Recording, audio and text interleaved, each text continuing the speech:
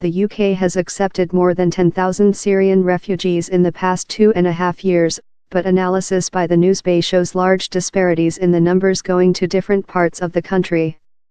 Scotland has taken 4 times as many Syrian refugees as Greater London, while Northern Ireland has taken over 300 more than the whole of the east of England.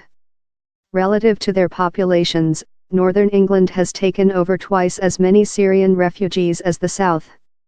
Overall, almost a third of local authorities are yet to take any Syrian refugees. The NewsBay analysis looks at the Home Office's breakdown of local authority intake of Syrian refugees and weighs this against the population size. It was the pictures of 3-year-old Alan Kurdi, his tiny body washed up on a Turkish tourist beach in September 2015, that changed the politics of Syrian refugees. Within days of the distressing photographs appearing in Britain's newspapers, Prime Minister David Cameron announced the UK would take up to 20,000 people who had fled the war in Syria and were now at camps in Lebanon, Turkey, Iraq, Egypt, and Jordan. It is absolutely right that Britain should fulfill its moral responsibility to help those refugees, Mr. Cameron told the House of Commons, adding that Britain would continue to show the world that this is a country of extraordinary compassion, always standing up for our values and helping those in need. Given that, why is it that some parts of the UK have taken more Syrian refugees than others? Why, for example, has only one refugee found a home in Northampton while 112 have ended up in County Durham? Councils are under no obligation to accept Syrian refugees. If they do offer to take some, in the first year all their resettlement costs are covered by central government. After that, the money tapers off, £5,000 in the second year and down to £1,000 in year 5. The government set up the Syrian Vulnerable Persons Resettlement Scheme, SVPRS, promising equitable distribution, but fairness in these matters is hard to define. Top 5 intake of Syrian refugees relative to population, bottom 5 intake of Syrian refugees relative to population. The statistics suggest that 2 of the poorest regions in England, Yorkshire and the North East, have taken 3 times as many refugees relative to the population as the 2 wealthiest regions, London and the South East. Areas not often associated as migration hotspots such as Scotland's isolated Clackmannanshire and Comhairle nan Eilean Sea or the Western Isles, have taken some of the highest numbers of refugees, over 9 per 10,000 of their population. But in areas with huge demand for local authority housing, those in the queue for a council house are more likely to resent accommodation being given to new arrivals ahead of local people. Is it fair to send large numbers of refugees to these places? Although there is more money to support Syrian refugees than asylum seekers generally, the costs of housing someone in the southeast of England are still greater than the northeast.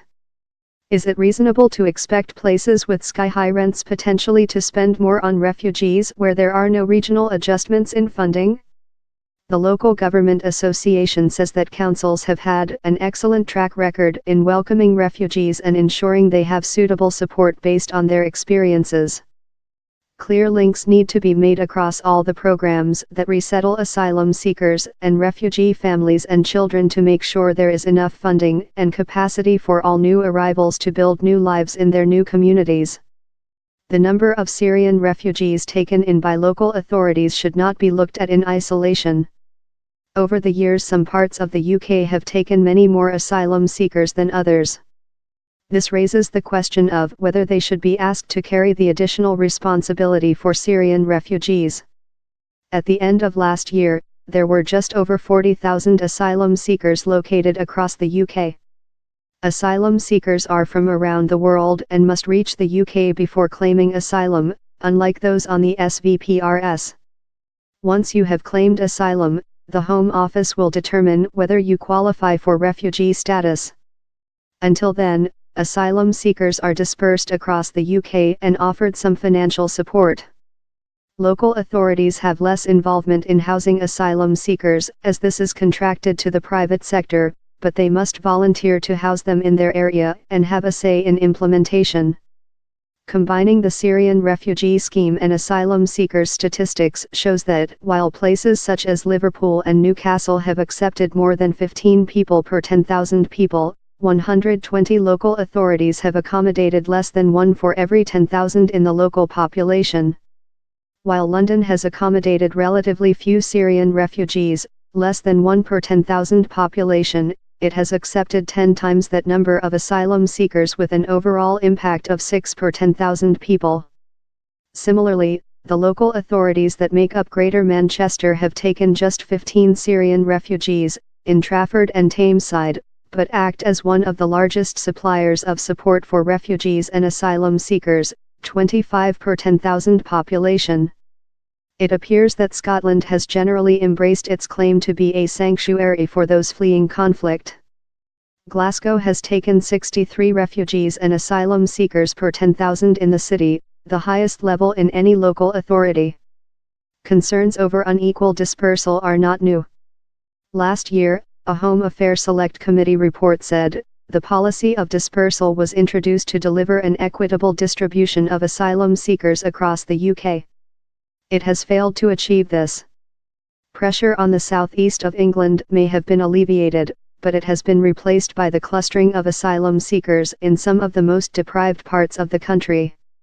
46 English local authorities have given a home to none at all, and 20 of those councils are in East Anglia and the Fens. Top 5 intake of Syrian refugees and asylum seekers relative to population. Bottom 5 intake of Syrian refugees and asylum seekers relative to population. A research study for the United Nations High Commissioner for Refugees found that UK Council's decision to accept people under the SVPRS was based on a number of considerations. A Home Office official said, "We are grateful for the ongoing support from the over 270 local authorities across the UK who are helping to resettle refugees fleeing the brutal conflict in Syria." Local authority participation in the Vulnerable Persons Resettlement Scheme is voluntary, and we work closely with councils across the country to ensure that no area is asked to take more than they are able to cope with. The Home Office also notes that the government is the second largest donor in humanitarian assistance and has pledged £1 in UK aid to Syria and the neighbouring countries, its largest ever response to a single humanitarian crisis.